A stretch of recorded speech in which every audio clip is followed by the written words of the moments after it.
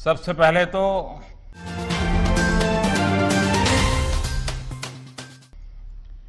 CII को 125 साल सफलतापूर्वक पूर्ण करने के लिए आप सबको बहुत बहुत बधाई। कांग्रेचुलेशंस। इस 125 साल की यात्रा बहुत लंबी होती है। अनेक पड़ाव आए होंगे, अनेक उतार चढ़ाव आए होंगे, लेकिन 125 साल तक एक संगठन को चलाना ये अपने आप में बहुत बड़ी बात होती है। उसमें समयानुकूल परिवर्तन आए हैं, व्यवस्थाएं बदली है। और पहले तो मैं इन 125 साल में सीआईआई को मजबूती देने में जिन जिन लोगों ने योगदान दिया है, वैसे सभी पूर्व के आपके महानुभावों को भी इस समय बधाई दूंगा। जो हमारे बीच नहीं होंगे उनको आदरपूर्वक नमन करूंगा, और भविष्य में इससे जो संभालने वाले हैं उनको अनेक अनेक शुभकामनाएं भी देता हूं। कोरोना के इस टाइम पीरियड में इस तरह के ऑनलाइन इवेंट्स शायद यही एक न्यू नॉर्मल बनते जा रहा है, लेकिन ये भी इंसान की सबसे बड़ी ताकत होती है कि वो हर मुश्किल से बाहर निकलने का रास्ता बना ही लेता है। आज भी हमें जहां एक तरफ इस वायरस से लड़ने के लिए सख्त कदम उठाने हैं, वहीं दूसरी तरफ इकोनॉमी का भी ध्यान रखना है। हमें एक तरफ देशवासियों का जीवन भी बचाना है, तो दूसरी तरफ देश की अर्थव्यवस्था को भी स्टेबलाइज करना है, स्पीड अप करना है। इस सिचुएशन में आपने गेटिंग ग्रोथ बैक इस बात को प्राथमिकता दी है, और निश्चित तौर पर इसके लिए आप सभी भारतीय उद्योग जगत के लोग बधाई के पात्र हैं। बल्कि मैं तो गेटिंग ग्रोथ बैक से आगे बढ़कर ये भी कहूंगा कि yes we will definitely get our growth back. आप लोगों में से कुछ लोग सोच सकते हैं कि संकट की इस घड़ी में मैं इतने कॉन्फिडेंस से ये कैसे बोल सकता हूं। मेरे इस कॉन्फिडेंस के कई कारण हैं। मुझे भारत की कैपेबिलिटीज और क्राइसिस मैनेजमेंट पर बहुत भरोसा है।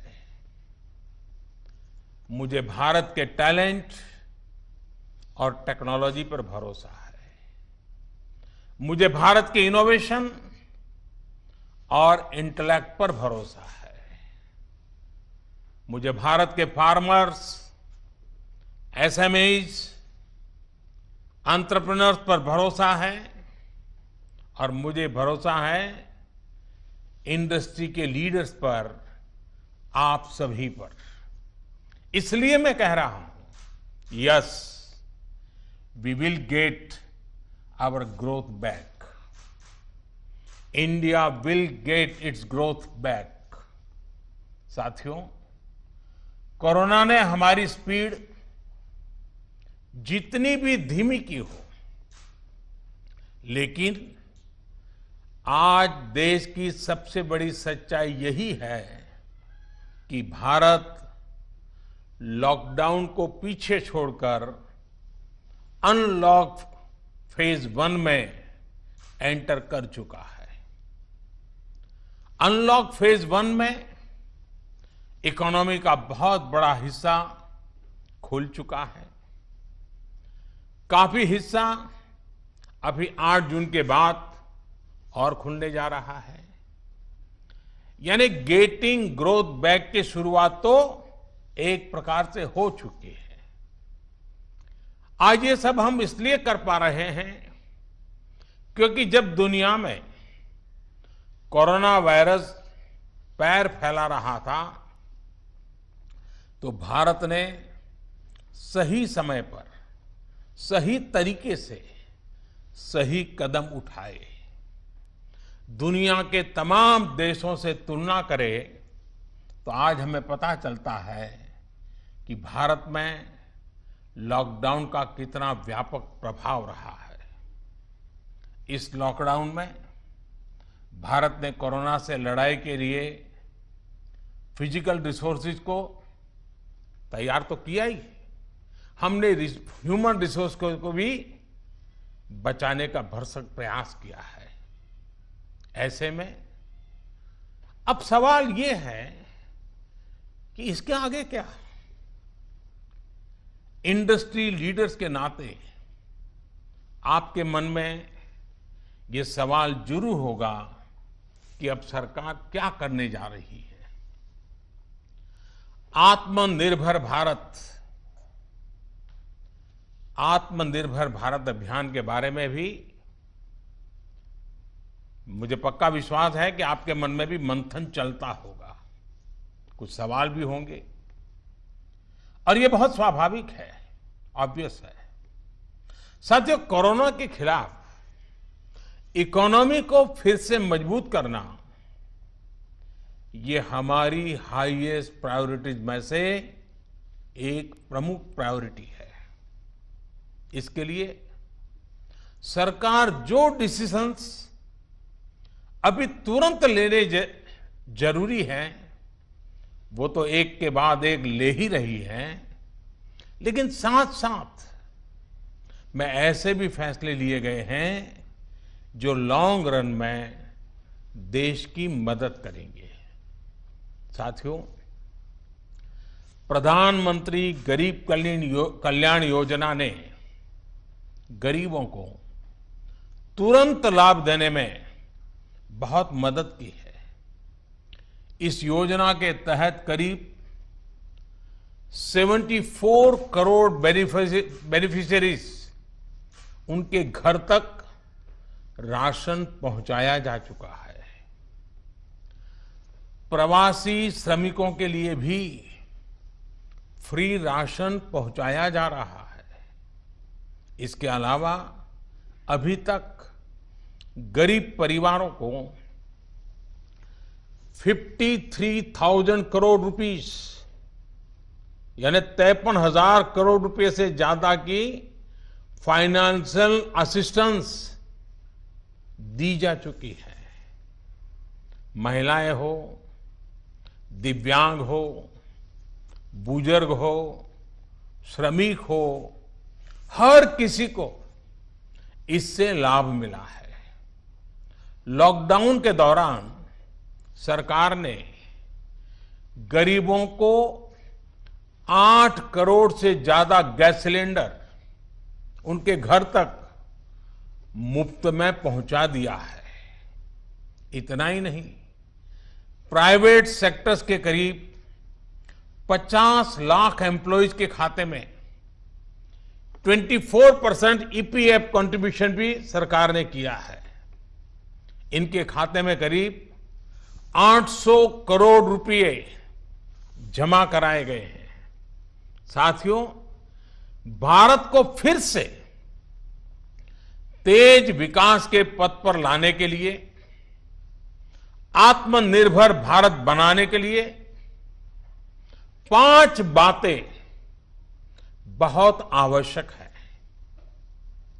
इंटेंट, इंक्लूजन, इन्वेस्टमेंट, इंफ्रास्ट्रक्चर और इनोवेशन। हाल में जो बोल्ड फैसले लिए गए हैं उसमें भी आपको इन सभी की झलक मिल जाएगी। इन फैसलों के साथ हमने तमाम सेक्टर्स को फ्यूचर रेडी किया है। इसी वजह से आज भारत एक नए ग्रोथ ओरिएंटेड फ्यूचर की दिशा में बड़ी उड़ान के लिए तैयार है। साथियों, हमारे लिए रिफॉर्म्स ये कोई रैंडम या स्कैटर्ड डिसीजन नहीं रहे हैं।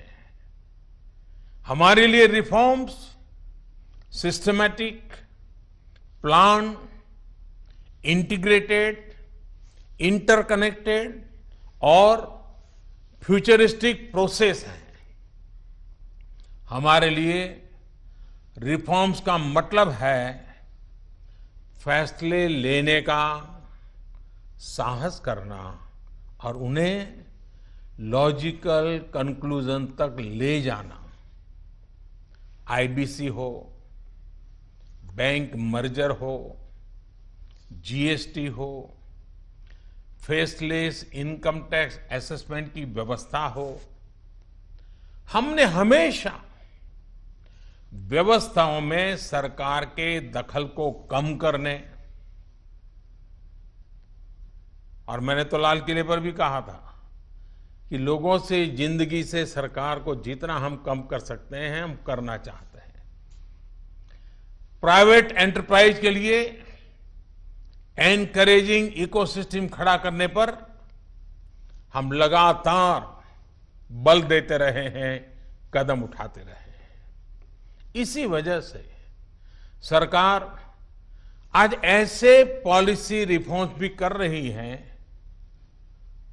जिनकी देश ने एक प्रकार से उम्मीद भी छोड़ दी थी। लोगों ने मान लिया था भाई ये तो हमारे देश में नहीं हो सकता है, ऐसी चीजें होने लगी हैं। अगर मैं एग्रीकल्चर सेक्टर की बात करूं तो हमारे यहां आजादी के बाद जो नियम कायदे बने उसमें किसानों को बिचौलियों के हाथों में छोड़ दिया गया था। किसान कहां फसल बेच सकता है, कहां नहीं बेच सकता है, इस तक के नियम बहुत सख्त थे। किसानों के साथ दशकों से हो रहे अन्याय को दूर करने की इच्छा शक्ति हमारी सरकार ने दिखाई है। एपीएमसी एक्ट में बदलाव के बाद अब किसानों को भी उनके अधिकार हासिल होंगे। किसान अब जिसे चाहे, जहां चाहे और जब चाहे अपनी फसल अपनी शर्तों पर, किसान की शर्तों पर वो फसल बेच सकते हैं। अब कोई किसान अपनी फसल देश के किसी भी राज्य में ले जाकर बेच सकता है। पहले तो इस पर भी बंधन थे। साथ ही वेयरहाउसेस में रखे अनाज या एग्रीकल्चर प्रोडक्ट्स अब इलेक्ट्रॉनिक ट्रेडिंग के जरिए भी बेचे जा सकते हैं। आप कल्पना कर सकते हैं इससे एग्री बिजनेसेस के लिए कितने नए रास्ते खुलने जा रहे हैं। साथियों, इसी तरह हमारे श्रमिकों के कल्याण को ध्यान में रखते हुए रोजगार के अवसरों को बढ़ाने के लिए लेबर रिफॉर्म्स भी किए जा रहे हैं। जिन नॉन स्ट्रेटेजिक सेक्टर्स में प्राइवेट सेक्टर को इजाजत ही नहीं थी, उन्हें भी खोला गया है। आपका ध्यान इस पर भी गया होगा कि सबका साथ, सबका विकास, सबका विश्वास के रास्ते पर चलते हुए हम वो फैसले भी ले रहे हैं जिसकी मांग बरसों से हो रही थी। साथियों, दुनिया का तीसरा वो देश जिसके पास बहुत बड़ी मात्रा में कोयले का भंडार हो कोल रिजर्व हो, जिसके पास आप जैसे साहसी और उद्यमी व्यापार जगत के लीडर्स हो, लेकिन फिर भी उस देश में बाहर से कोयला आए, कोल इंपोर्ट हो, तो उसका कारण क्या है? आप भी जानते हैं, देश भी जानता है। कभी सरकार रुकावट बनी रही, कभी नीतियां रुकावट बनी रही, लेकिन अब कोल सेक्टर को इन बंधनों से मुक्त करने का काम शुरू कर दिया गया है। अब कोल सेक्टर में कॉमर्शियल माइनिंग को परमिट कर दिया गया है। पार्सली एक्सप्लोर्ड ब्लॉक्स को भी अलॉटमेंट करने की परमिशन दी गई है।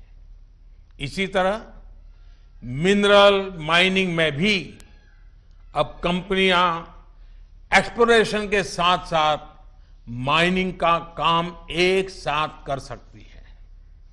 इन फैसलों के कितने दूरगामी परिणाम होने वाले हैं, ये इस सेक्टर से परिचित लोग अच्छी तरह जानते हैं। साथियों, सरकार जिस दिशा में बढ़ रही है, उससे हमारा माइनिंग सेक्टर हो, एनर्जी सेक्टर हो या रिसर्च और टेक्नोलॉजी हो, हर क्षेत्र में इंडस्ट्री को भी अवसर मिलेंगे और यूथ के लिए भी नई अपॉर्चुनिटीज खुलेगी।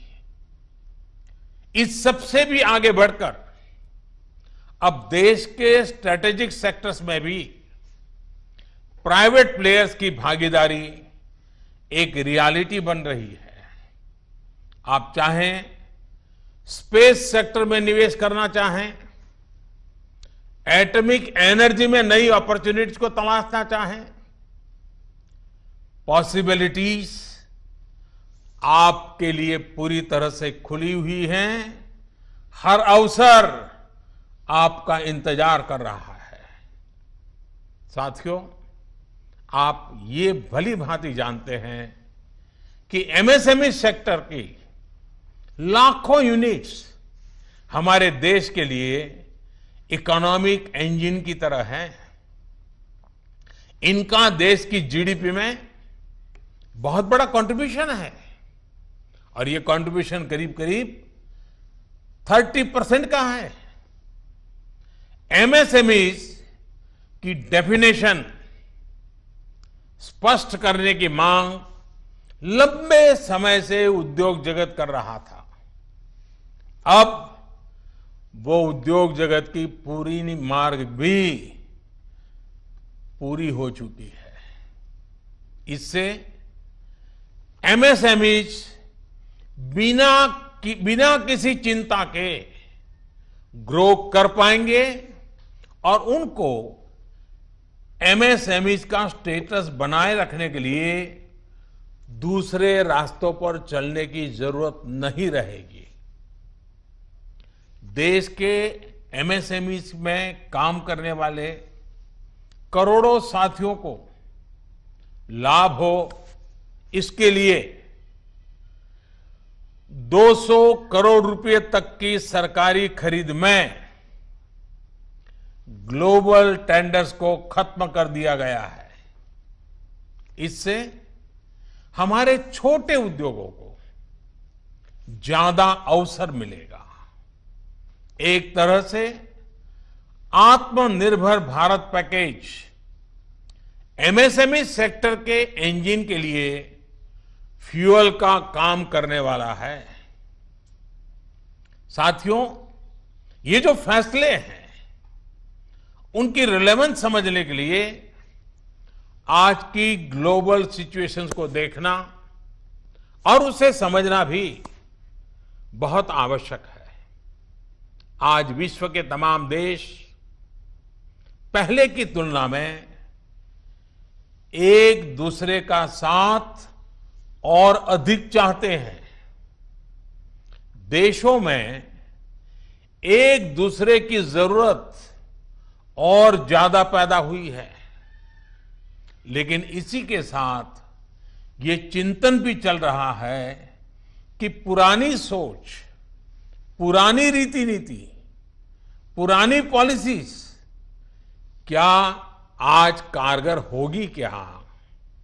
स्वाभाविक है कि इस समय नए सिरे से मंथन चल रहा है और ऐसे समय में भारत से दुनिया की अपेक्षा, एक्सपेक्टेशंस और बड़ी है। आज दुनिया का भारत पर विश्वास भी बढ़ा है और नई आशा का संचार भी हुआ है। आपने भी देखा है कि कोरोना के संकट में जब किसी देश के लिए दूसरे की मदद करना मुश्किल हो रहा था, हर कोई अपने को संभालने में लगा था, ऐसी संकट की घड़ी में भारत ने 150 से ज्यादा देशों को मेडिकल सप्लाई भेजकर उनके लिए मानवीय मदद का काम किया है। साथियों, world is looking for a trusted, reliable partner. Bharat में पोटेंशियल है, स्ट्रेंथ है, एबिलिटी है। आज पूरे विश्व में भारत के प्रति जो ट्रस्ट डेवलप हुआ है, उसका आप सभी को, भारत की इंडस्ट्री को पूरा फायदा उठाना चाहिए। ये आप सभी की जिम्मेदारी है, सीआईआई जैसे संगठनों की जिम्मेदारी है कि मैन्युफैक्चर्ड इन इंडिया के साथ ट्रस्ट, क्वालिटी, कॉम्पिटिटिवनेस तीनों जुड़ा हो। आप 2 कदम आगे बढ़ाएंगे, सरकार 4 कदम आगे बढ़कर आपका साथ देगी। प्रधानमंत्री के तौर पर मैं आपको भरोसा दे रहा हूं कि मैं आपके साथ खड़ा हूं। भारतीय उद्योग जगत के लिए ये राइज टू द ओकेजन की तरह है। Trust me, getting growth back इतना मुश्किल भी नहीं है। और सबसे बड़ी बात कि अब आपके पास, इंडियन इंडस्ट्रीज के पास एक क्लियर पाथ है। आत्मनिर्भर भारत का रास्ता, सेल्फ रिलायंट इंडिया का पाथ। आत्मनिर्भर भारत का मतलब है कि हम और ज्यादा स्ट्रांग होकर दुनिया को एम्ब्रेस करेंगे। आत्मनिर्भर भारत वर्ल्ड इकोनॉमी के साथ पूरी तरह इंटीग्रेटेड भी होगा और सपोर्टिव भी। लेकिन ध्यान रखिएगा, आत्मनिर्भर का मतलब ये भी नहीं है कि हम स्ट्रैटेजिक क्षेत्रों में किसी पर निर्भर रहें। हम उस स्थिति में नहीं रहना चाहते। It is about creating strong enterprise in India, enterprises that can become global forces. It is about generating employment. It is about empowering our people to come out and create solutions that can define the future of our country. हमें एक ऐसी robust local supply chain के निर्माण में invest करना है जो global supply chain में भारत की हिस्सेदारी को स्ट्रेंथन करे। इसी अभियान में सीआईआई जैसी दिग्गज संस्था को, मुझे लगता है आपको भी पोस्ट कोरोना नई भूमिका में आगे आना होगा। अब आपको चैंपियंस ऑफ इंडिजिनस इंस्पिरेशंस बनकर आगे आना है। आपको डोमेस्टिक इंडस्ट्रीज की रिकवरी को फैसिलिटेट करना है, नेक्स्ट लेवल ग्रोथ को असिस्ट करना है, सपोर्ट करना है, आपको इंडस्ट्री को, अपने मार्केट को ग्लोबली एक्सपांड करने में मदद करना है। साथियों, अब जरूरत है कि देश में ऐसे प्रोडक्ट्स बने जो मेड इन इंडिया हो, मेड फॉर द वर्ल्ड हो। कैसे हम देश का आयात कम से कम करें, इसे लेकर क्या नए लक्ष्य तय किए जाएं, उस पर सोचने की जरूरत है। हमें तमाम सेक्टर्स में प्रोडक्टिविटी बढ़ाने के लिए अपने टारगेट तय करने ही होंगे। यही संदेश मैं आज इंडस्ट्री को देना चाहता हूं और देश यही अपेक्षा भी आपसे रखता है। साथियों, देश में मैन्युफैक्चरिंग को, मेक इन इंडिया को रोजगार का बड़ा माध्यम बनाने के लिए आप जैसे तमाम इंडस्ट्री के संगठनों से चर्चा करके ही कई प्रायोरिटी सेक्टर्स की पहचान की गई है। इनमें से furniture, air conditioner, leather and footwear, in 3 sectors पर काम शुरू भी हो चुका है। सिर्फ एयर कंडीशनर को लेकर ही हम अपनी डिमांड का 30% से अधिक इंपोर्ट करते हैं। इसको हमें तेजी से कम करना है। इसी तरह दुनिया का दूसरे सबसे बड़ा लेदर प्रोड्यूसर होने के बावजूद ग्लोबल एक्सपोर्ट में हमारा शेयर बहुत कम है। साथियों, कितने ही सेक्टर्स हैं जिसमें हम बहुत अच्छा कर सकते हैं। बीते सालों में आप सभी साथियों के सहयोग से ही देश में वंदे भारत जैसी आधुनिक ट्रेनें बनी हैं। देश आज मेट्रो के कोच निर्यात कर रहा है। इसी तरह मोबाइल फोन मैन्युफैक्चरिंग हो, डिफेंस मैन्युफैक्चरिंग हो, अनेक क्षेत्रों में इंपोर्ट पर हमारी डिपेंडेंस को कम करने का प्रयास लगातार चल रहा है। और मैं बहुत गर्व से कहूंगा कि सिर्फ 3 महीने के भीतर ही पर्सनल प्रोटेक्टिव इक्विपमेंट पीपीई, इसकी सैकड़ों करोड़ की इंडस्ट्री आप ही लोगों ने खड़ी की है। 3 महीने पहले भारत में एक भी पीपीई नहीं बनती थी। आज भारत एक दिन में 3 लाख पीपीई किट बना रहा है, तो ये हमारे उद्योग जगत का ही सामर्थ्य है। आपको इसी सामर्थ्य का इस्तेमाल कर हर सेक्टर में आगे बढ़ना है। मेरा तो सीआईआई के तमाम साथियों से ये भी आग्रह है कि रूरल इकोनॉमी में इन्वेस्टमेंट और किसानों के साथ पार्टनरशिप का रास्ता खुलने का पूरा लाभ आप लोगों ने उठाना चाहिए।